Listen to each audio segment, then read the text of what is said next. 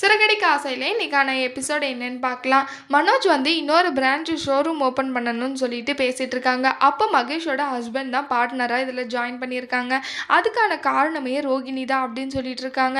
உடனே விஜயா, நீ எதுவும் இல்லாமல் தானே வந்த, இதெல்லாம் செய்யி பரவாயில்ல அப்படின்னு சொல்லிட்டு சொல்கிறாங்க. அதுக்கு உன்னை விட அதுக்கு அந்த ஒரு பூக்காரியே மேலே அப்படின்னு சொல்லிட்டு சொல்லியிருப்பாங்க. அதுக்கப்புறம் அங்கே மீனா வராங்க. மீனா வந்ததும் சொல்கிறாங்க, விஜயா அதுக்கு எங்கன்னேம்மா ஊர் சுற்றிட்டு வந்துட்டியா அப்படின்னு சொல்லிட்டு சொல்கிறாங்க. அத்தை, நாங்கள் ஒன்றும் ஊர் சுற்றிட்டெல்லாம் வரல, என் வேலையை பார்த்துட்டு தான் வரேன் அப்படின்னு சொல்லிட்டு சொல்கிறாங்க. அப்போ வந்து அண்ணாமலை கேட்குறாங்க, என்னம்மா உன் அம்மாவோட பூக்கடை கிடச்சிருச்சா, எல்லாம் நல்லபடியாக இருக்கா அப்படின்னு சொல்லிட்டு சொல்கிறாங்க. ஆமாம்மா கிடச்சிரும் தான் நம்பிட்டு இருக்கேன், ஆனால் அம்மா தான் ரொம்ப பாவம், கரும்பு மிஷின் தான் அப்பாவோட ஞாபகமாக இருந்துச்சு அப்படின்னு சொல்லிட்டு சொல்கிறாங்க. மீனா ரொம்பவே தயங்கி தயங்கி நின்றுட்டுருக்காங்க. அப்போ முத்து போயிட்டு, என்ன மீனா ஒரு மாதிரி இருக்க அப்படின்னு சொல்லிட்டு சொல்கிறாங்க. அதான் எல்லா பிரச்சனையும் சால்வ் ஆயிடுச்சுல, ஏன் ஒரு மாதிரி இருக்கேன்னு சொல்லிட்டு கேட்குறப்போ, அது வந்துங்க நான் எப்படி சொல்கிறதுன்னு எனக்கு தெரியல அப்படின்னு சொல்லிட்டு சொல்கிறாங்க. அதுக்கு முத்து, என்ன ரொம்ப பெரிய பிரச்சனையா அப்படின்னு சொல்லிட்டு சொல்கிறாங்க. ஆமாங்க, அது வந்து என்னென்னா நீங்கள் வாங்கி கொடுத்த வண்டியை நான் தொலைச்சிட்டேங்க அப்படின்னு சொல்லிட்டு சொல்கிறாங்க. என்ன மீனா சொல்கிற அப்படின்னு சொல்லிட்டு சொல்கிறாங்க. இல்லைங்க, நான் கோயிலுக்குள்ளே போயிட்டு வர்றதுக்கு எல்லாமே பண்ணி வெளியே தான் நிறுத்திட்டு போனேன், எல்லாம் முடிச்சுட்டு வர்றதுக்குள்ளே காணோங்க அப்படின்னு சொல்லிட்டு மீனா சொல்கிறாங்க. அது எப்படி மீனா காணாமல் போகும், நோ பார்க்கிங்கில் நிறுத்தியா, வண்டியெல்லாம் லாக் பண்ணியான்னு சொல்லிட்டு சொல்கிறாங்க. அதெல்லாம் கரெக்டாக தாங்க பண்ணேன், அப்படியும் ஓட்டிகிட்டு போகிறதுக்கு வாய்ப்பில்லை, ஏதாவது வண்டியை வச்சுட்டு தான் தூக்கிட்டு போயிருக்கணும் அப்படின்னு சொல்லிட்டு சொல்கிறாங்க. உடனே விஜயா, பூ விற்கிறதுக்கு வாங்கி கொடுத்தான், அது இல்லாமல் இதை வண்டியை இப்போ தொலைச்சிட்டு வந்துட்டாலா, இதனாலேயே சில ராசிங்கெல்லாம் இப்படி தான் அப்படின்னு சொல்லிட்டு குத்தி காமிக்கிறாங்க.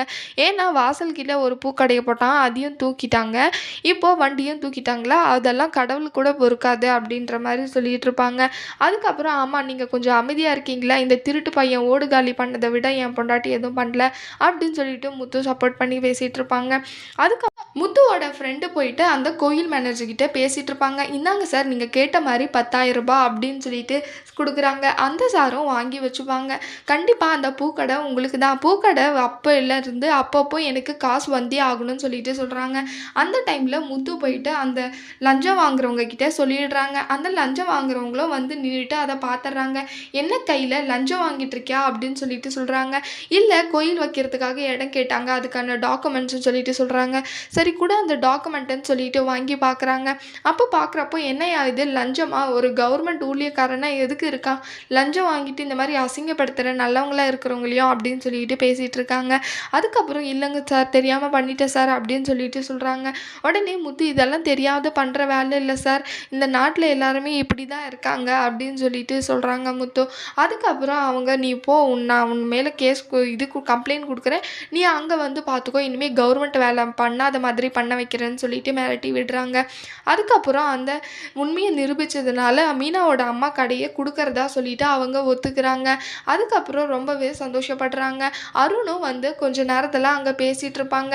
இப்படி தான் சார் எங்கள் மாமியாரோட கடையை எடுத்துட்டாங்க, அவங்க மேலே ஏதாவது தப்பு இருந்தால் இனிமேல் பண்ணாத மாதிரி நான் பார்த்துக்கிறேன் அப்படின்னு சொல்லிட்டு போகிறாங்க. அப்போ வந்து முத்து சொல்கிறாங்க, அவர் வந்து இப்போ கேட்டது என் ஒய்ஃபோட தங்கச்சி ஹஸ்பண்ட் தான், அவர் சொன்ன மாதிரியே செஞ்சுருங்க, அதுவும் இல்லாமல் நான் தான் பண்ணேன்றது தெரிய வேணாம், அவர் பண்ணி தான் இது எல்லாமே மாறுச்சுன்ற மாதிரியே தெரியட்டும்னு சொல்லிட்டு போயிடுறாங்க. அங்கே இருக்கிறவங்க கோகிலாவுக்கும் கோகிலாவோட ஹஸ்பண்டுக்கும் ரொம்பவே ஷாக். இந்த காலத்தில் இந்த மாதிரி ஒரு பையனா அப்படின்னு சொல்லிட்டு ரொம்பவே ஷாக் ஆகுறாங்க. முத்து நினச்சிட்டு இருக்காங்க, இப்போ மீனாவோட வண்டியை எப்படியாவது காப்பாற்றி ஆகணும், எங்கே இருக்குன்னு தெரியல, எடுத்தே ஆகணும்னு சொல்லிட்டு யோசிச்சுட்டு இருக்காங்க. அப்போ வந்து சிந்தாமணிக்கிட்ட போயிட்டு ஏதாவது வாய் கிளறி அவங்க வாயிலிருந்து வர வைக்கணும்னு சொல்லிட்டு போகலான்னு ரெடி ஆகிட்டு இருக்காங்க. அதுக்கப்புறம் என்னெல்லாம் நடந்துச்சு வரப்போகிற எபிசோடில் பார்க்கலாம். இந்த வீடியோ பிடிச்சிருந்தா லைக் பண்ணுங்கள். பாய்.